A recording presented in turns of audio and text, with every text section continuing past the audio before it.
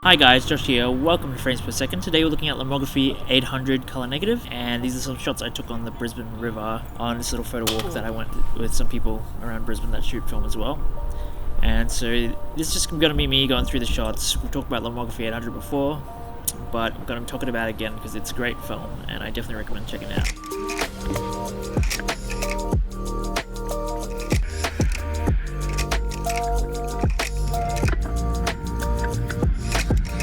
I wasn't really sure if I was going to shoot anything. Like, I brought a 35mm and my medium format camera, but I just wasn't feeling like shooting anything. But then about halfway through it, I ended up putting a roll of Lomography 800 in and getting some shots.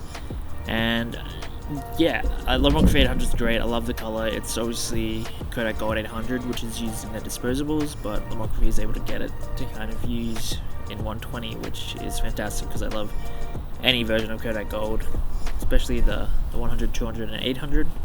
400 I don't like as much, but it's still pretty good. And I like it a lot just because of the color.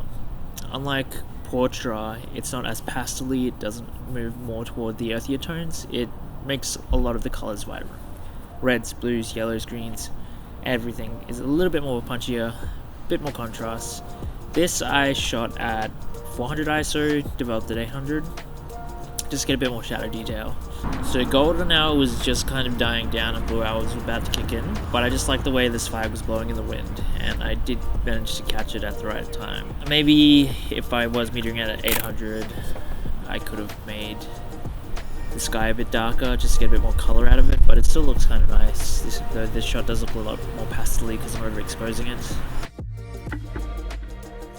And the next shot is a spot we kind of stopped at and kind of walked around, and yeah, there's a really nice shadow detail here, though once again I kind of wish I made it a little bit less, just so that there's more detail and color in the sky, though I can definitely bring that down a bit.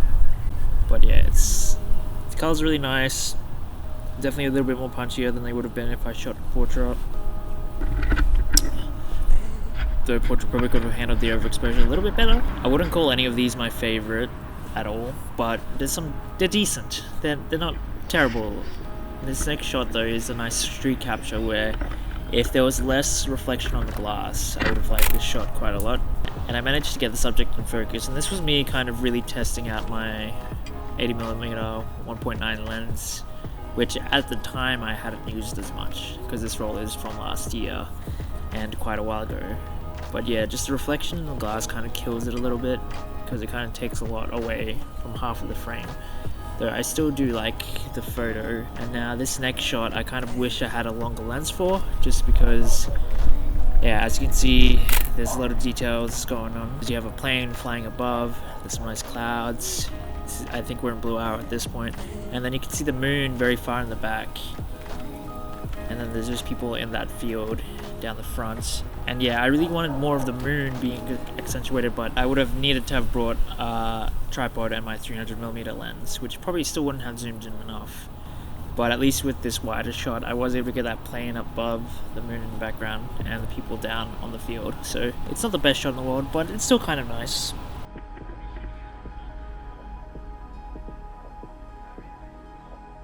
And the next shot is the restaurant where I did take that photo through the window before, so.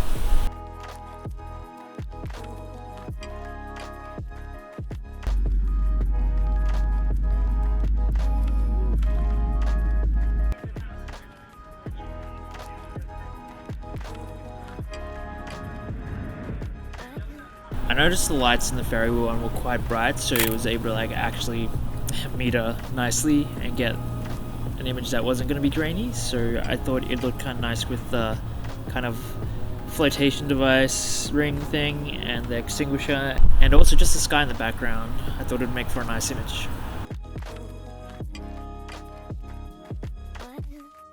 Now these last two shots I'm not as happy with, and just because it's quite dark, like the sun went quick, but the colors of the lights were quite nice, so I still wanted to get some shots and to finish the roll.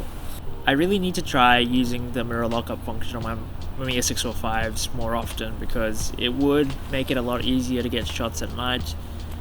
But I just wasn't, because we were on a ferry and it was moving, I just wasn't confident that I would have been able to keep the same frame while taking the shot with the mirror locked up.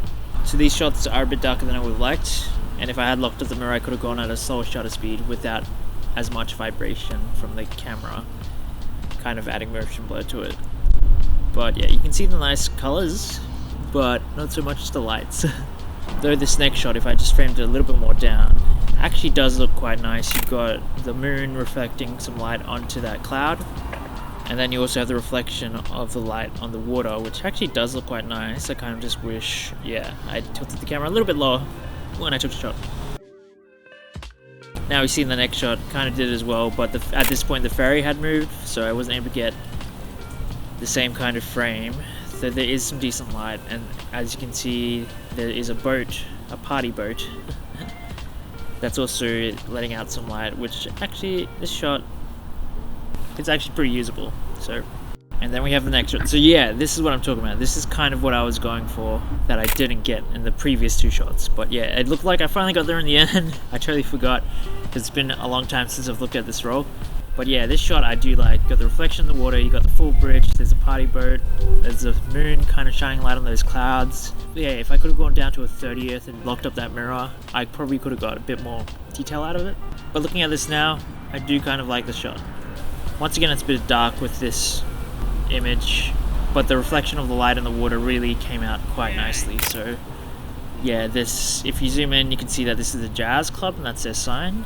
And yeah, there's enough light to kind of make it a usable image. And then the next shot is kind of shooting through some trees, which if I was on a more stable kind of boat with a tripod, I think I could have got something really nice out of this. Yeah, I wish there was a bit more I could have got out of it. But then next we have, this is the other side of the jazz club, and you can kind of see the city in the background, which looks quite nice. I think this turned out, there's a nice contrast between the green fluorescent lights in the city and that red light from the jazz club. And the fact that there's two people standing outside there kind of just adds to the image, and this is definitely one I would definitely post, and I'm actually kind of happy with. This is the brewery that we stopped at for the end of the photo walk. So this one I think I was on a 30th, because I did kind of stabilize myself on a railing. But yeah, it still was quite dark. This is at 1.9. And yeah, there's something in focus, but yeah, it just doesn't look as sharp as I would have liked. But yeah, that pole kind of, that's covering several people's faces, kind of just gets in the way. But it's still quite a nice and decent image. So we've talked about Lomography 800 before, and I'm going to talk about it again, because it is a great film, and I do like it quite a lot. And the fact that it's available in 120, because there's not a lot of high-speed films available in 120. It's been a long time since Fuji has had one. Portrait 800 has been going on strong for at least 40 years, maybe more. And yeah, the Ultramax 800 was only available in 35 to the general public for quite some time. It's definitely gone up in price, but so has every other film stock.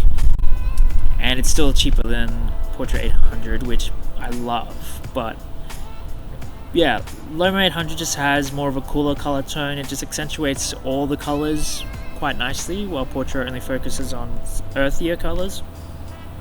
But yeah, Loma 800 is a great stock. Try it out if you haven't. I think they've fixed most of the backing paper issues that they've had before.